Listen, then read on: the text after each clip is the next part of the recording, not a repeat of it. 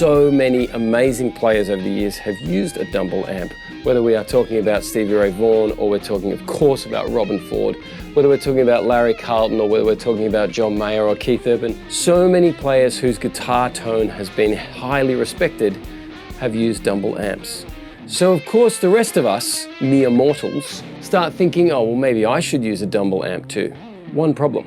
Dumble amps are as rare as anything in the guitar world, and most of them will be going for 5 to 6 figures if you can find one. And I'm talking US dollars at the moment too. So for the overwhelming majority of us, we will never play a real Dumble. What that means is that we rely on great brands like UA to release a pedal that gives us the sound of a Dumble amp.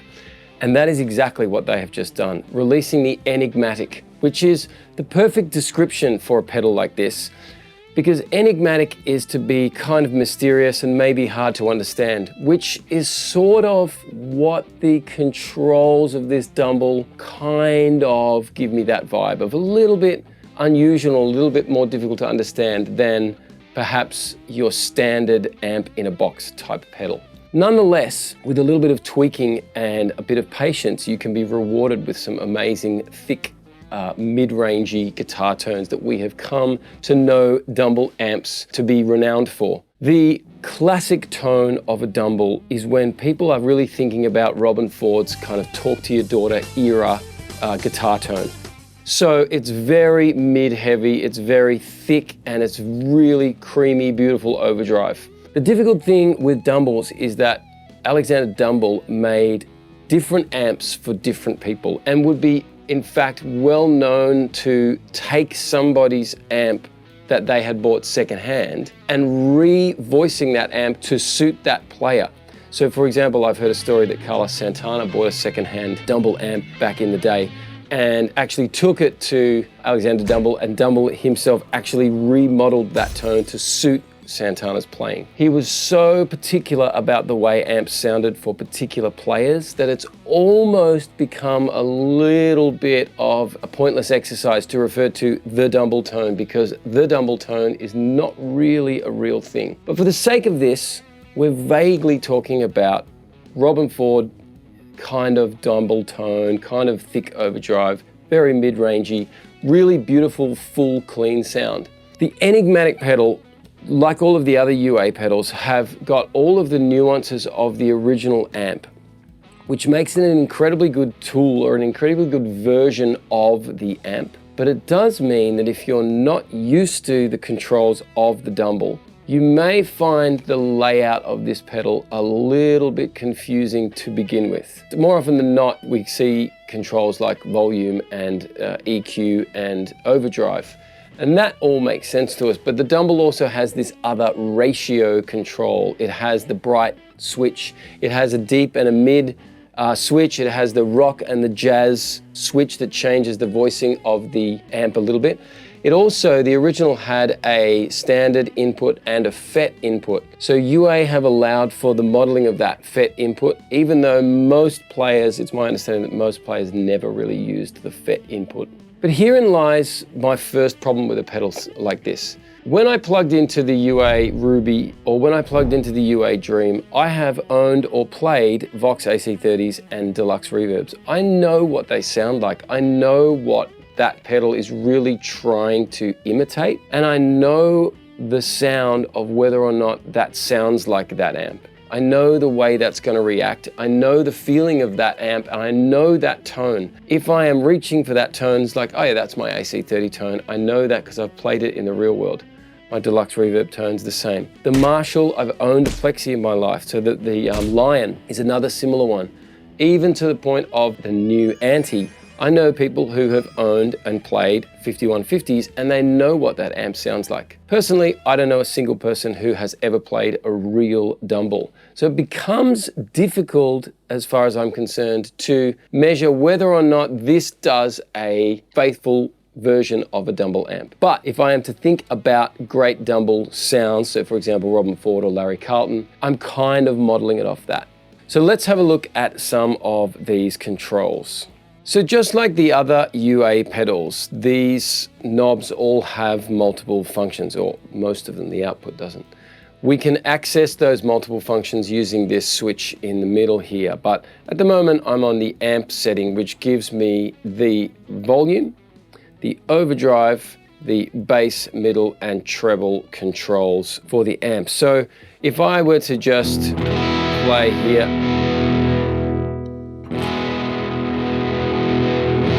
the volume, as you can hear, is really interactive with the overdrive level, right? So the volume that you set your preamp at is going to interact with the overdrive amount. So you really get this extremely wide range of tones that you can get from a sort of a lighter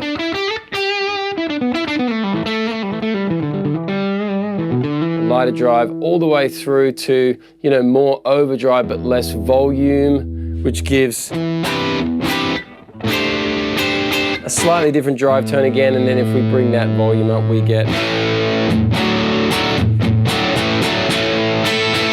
quite a thick overdrive sound. First of all, like just the variation of tone that you can get between that is great. The bass, middle, and treble are extremely sensitive and cover a very broad range of sounds. So I'm going to turn the overdrive off there. So if I get to this sort of clean sound, you can hear there's a huge range in the EQ of the middle and the treble and the bass, which is great.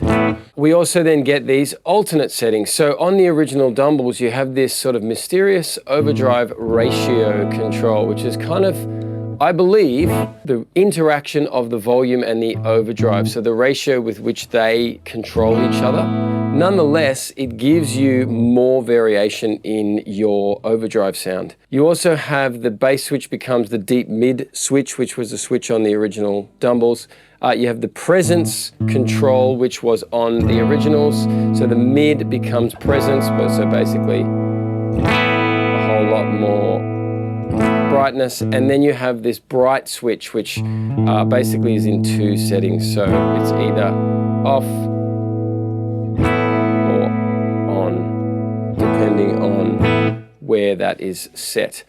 You also have this jazz or rock. Now the rock versus the jazz, we can hear there that the rock has a little bit of a thicker sound to it compared to the jazz. It's a very arbitrary term that just kind of stuck with the original, but it is a switch that existed on the original amps, so they have included that here as well.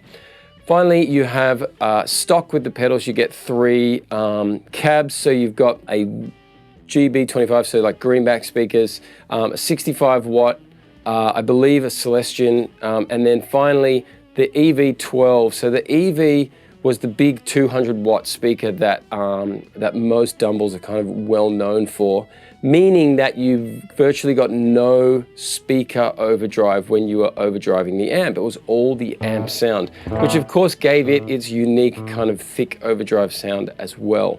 The Enigmatic, like all of the other UA pedals, comes with access via Bluetooth to their app. And of course, that means that you have presets available, and they have made some presets in here. You can also get into some deeper editing of the amp. So for example, a preamp boost, the input type, so the FET or the normal input. You've also got a little bit more specific changing of the EQ. So you get some deeper editing with the app, but you also get the ability to use presets, and I'm going to use some presets in here. We started with the HRM lead. So HRM stands for Hot Rubber Monkey, I believe, which was a mod, a slightly higher gain version of the amp. You have got this sort of big clean. I'm going to go with this one.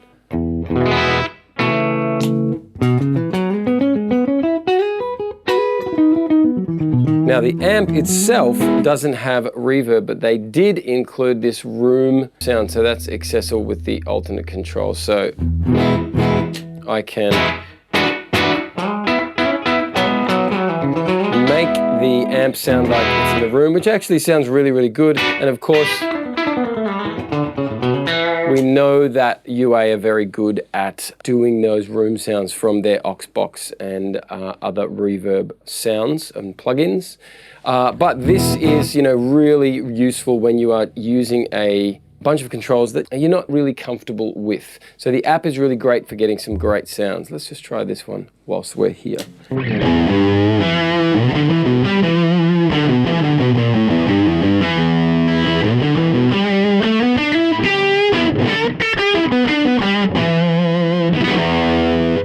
As you can probably tell, with an amp that is this famed and the range of players who've played through it, the possibility of tones is really, really great. And so you have an enormous amount of variation in your overdrive sounds and in your big, thick, clean sounds, whether you're using the jazz or the rock setting. There's so much in here. Of course, the different speakers, and then of course, various user and factory and artist presets that are in the app as well. One drawback I did find with this is that I didn't immediately feel like I had a great tone with this pedal.